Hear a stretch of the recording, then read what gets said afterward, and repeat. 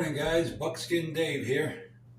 Getting some coffee going. I'm making an extra pot today. It's raining and windy and kind of miserable out there right now. It's supposed to blow through, so we're going to see what happens. I'd like to shoot the number one rolling block again today in 4570. We've been shooting it, and it seems like you guys like that gun, so we'll take a look at it, and I'll show you some of the things I really like about the rolling blocks. And if the weather lets us go, it's not really me shooting in the rain. I go out and shoot in the rain all the time. It's that camera and the wind. You guys can't hear me talk, the whole thing. So I'm going to try to work it in between the storms coming through, and we'll go from there. So I got one heating up, get you one heated up, and we'll go make a day of it. All right, you guys all coffeed up, are you? Good. Well, the weather changed. It was snowing this morning. I mean, you wouldn't know it. Nothing stick. It was very wet. The problem was the wind was howling. Anyway, I wanted to shoot the number one a little bit more, and we will do that. And then I want to talk about if any of you guys had ever heard of Roberts called it the breech loading muzzle loading rifle. And we'll talk about that here in a bit. But one of the things I wanted to talk about with the rolling block, one of the reasons I like the rolling block, I like the Sharps design and the rolling block design. And they both make very nice looking rifles. The one thing about the rolling block that's nice, okay, so this position here, say you just fired a shot. So you're going to cock it, you're going to roll the block back, you're going to take the brass out, extract the brass, you put in your fresh round and close it, it's ready to go again. You don't have the extra manipulation of cocking the hammer back. It's ready to go, which probably made it a little bit better military rifle because it would be a little faster to reload without having to cock the side hammer, like on a Sharps or on a trapdoor or something like that. So that's one of the things, and I think they're really good rifles. This style rifle was made in a lot of different variations for hunting, and this Roberts book, if you ever get a chance to get your hands on this Roberts book, it's really cool because back in the day, there was a lot of custom rifles that were made off of, say, the rolling block and or Sharps design, but it didn't seem like all of them, and there's a lot of different kinds of rifles out there back in those days. But it seems like the custom ones, there was a lot of custom rifles, especially for the competition type shooting and stuff. There was a lot of custom rifles, and they were made with the rolling block action, and then the rifle builder could put his design and style in the rest of the rifle. And it's really cool. So anyway, let's go out and pop a few rounds. I want to shoot this one just a little further at the steel target than I did last time and see if I can hold it offhand as well. The offhand shooting is going to come in handy here pretty quick because the tag that I have left now is a muzzleloader elk tag. And it starts like right around Thanksgiving or a day after Thanksgiving. And I'll tell you, the weather could be okay, the weather could be horrible, or it could just keep me out of the hills. When I leave the house here and I go into the hills, the roads that I'm on are barely a cow path. So, and they're slanted and they got holes and they get muddy and there's a cliff on one side and all that. So we'll see how that goes. But continuing shooting offhand, whether it's with a muzzleloader or one of these, it's still the same muscle memory that I'm developing. So let's go out and shoot this one for a minute here and see what happens. Warm up your coffee. I'll see you outside. Okay. So this is a little further away. And one thing I got to do first, I guess, is figure out what my hold is. this rifle's got a little different hold than my Gemmer, so let's see if I can even hit the dang thing.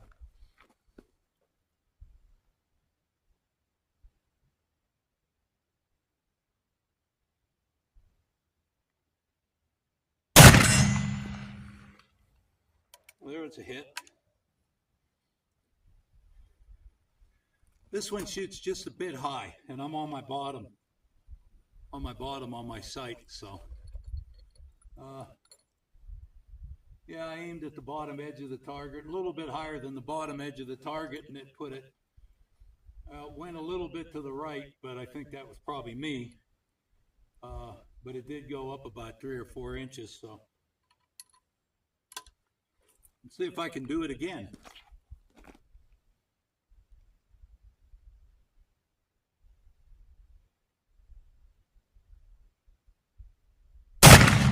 Whoop.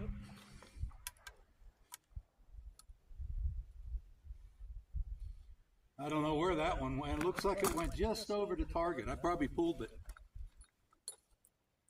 This trigger isn't the Gemmer trigger, okay? Let's give her another shot.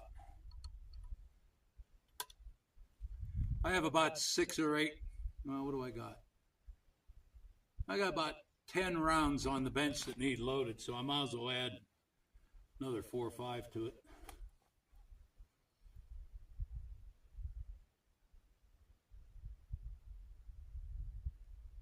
There we go.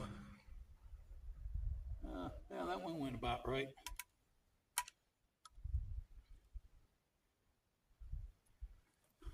This is a good rifle to practice your offhand hold, because it's hard to hold that target, that sight on that target when you're trying to squeeze the trigger. It's not a horrible rolling block trigger, but it's not the Gemmer trigger either. So anyway, so I was reading in the Roberts book. Like I say, if you ever get a chance to get that, it's so interesting, about Breech muzzle loading rifles. And we're going to go back in the shop and sip on some coffee. It's something I've never tried or never did, but it's an interesting concept, and we'll take a look in that book, and we'll talk about what those guys thought about it and why they thought it was better for, and most of it's for your competition type style shooting. But warm up your coffee and I'll meet you in the shop. I'm going to shoot a few more rounds. Go ahead and warm up your coffee and I'll meet you in the shop, and we'll go from there. That was fun. Well, once I got a little bit more used to that trigger, my hits started improving. Okay, the Breech, I said it wrong outside there. The Breech muzzle-loading rifle. So what it was is they put together these rifles. They had a false muzzle on them, and the bullet was loaded from the muzzle end through the false muzzle and then pushed into the bore 3 or 4 inches. Then that was removed, and then they used the cleaning stick, ramrod, wiping stick, whatever you want to call it. They used that to push the bullet down to with 1 inch or 1/8 of an inch in front of the end of the chamber. So it's right just about at the end of the chamber. Then the cartridge was loaded in at the muzzle, or at the breech end, okay, with just powder and a wad. And it was put in and closed, and then that's the way the gun was fired. To me, it seems like a lot of extra work if you have a cartridge rifle, just load it. But one thing that I can see right off the bat, okay, is usually the bullet, okay, like say on this Gemmer bullet,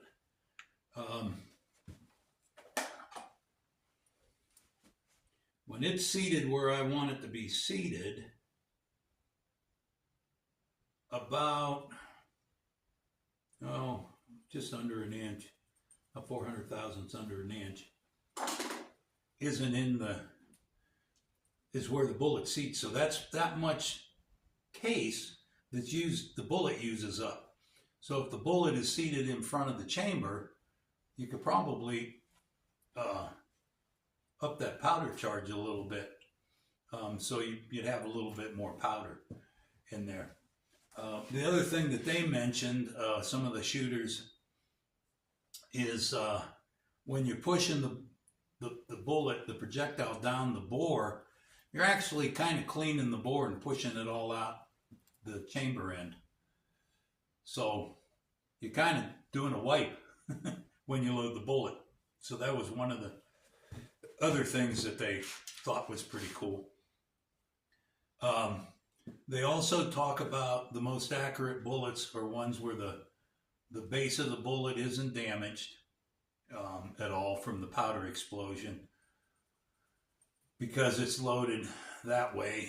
And when it goes through the deal, the riflings are cut without the pressure of the charge giving them damage. So you get a good cut, clean cut of the rifling in the bullet with no base damage. Is another thing that one of the main shooters, I forget what his name was, Harry Pope. He's a rifle maker back then, Harry Pope, and he said that was really a big deal, is putting that in there and having the rifling cut as it goes in. And then he was talking about any burrs or anything that are on the edge of the bullet or whatever, which I never have any on mine because I run mine through a sizer. But I imagine, some guys don't use a sizer; they just lube them and load them right out of the mold too. And I don't do it that way, but I guess it works. So there's something about burrs, little burrs and stuff like that. They're kind of pushed backwards as it goes down the bore instead of forward going out. Anyway, that's what they talked about. I don't know if any of you guys have ever shot that way or shot guns that load that way or loaded your guns that way or whatever. I'd love to hear about it because I've never done that. And it's kind of like paper patch bullets. I've shot grease bullets all my life, and I've never delved into paper patch. Not that I might not do that one day, but I just haven't done it yet. So anyway, that was something interesting I find in this book.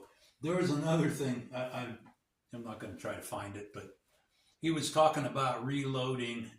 They did a lot of hunting with 38 caliber bullets, so your 38-55 and stuff in that, 38-90 or whatever. There's a bunch of different ones that he was talking about.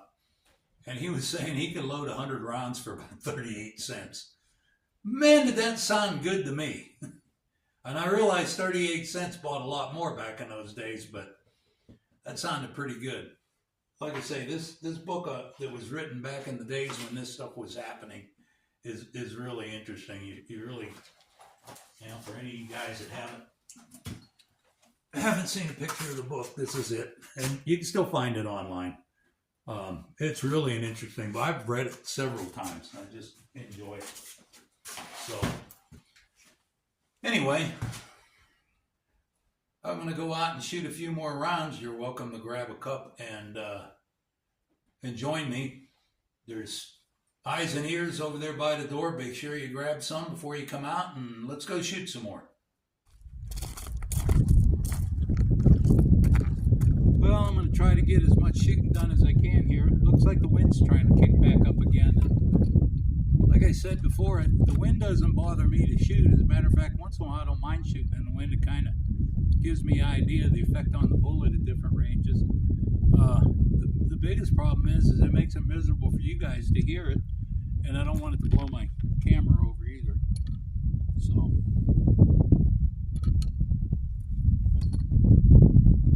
don't forget your eyes and ears.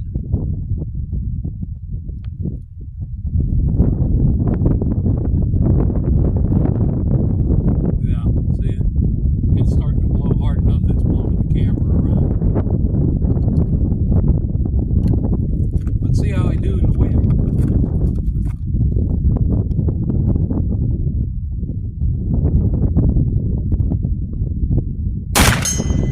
Well, there's a hit.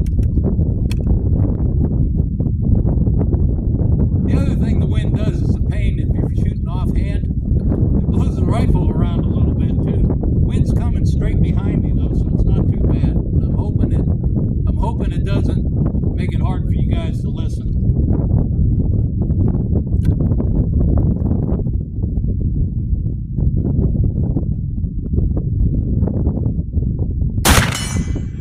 Nice.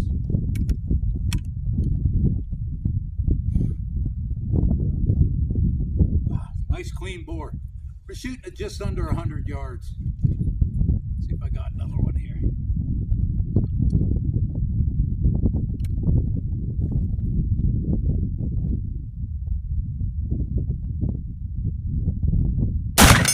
Nice. Blew my ears out.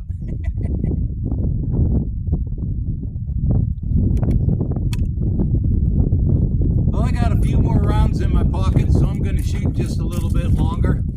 That's all I really got for you today. I hope that interested you a little bit about the loading the bullet from the muzzle onto a cartridge. I thought that was pretty cool. Anyway, thanks for stopping in for a cup. I was glad to have you, and I'll see you next time. Buckskin Dave saying bye-bye. Have a great day.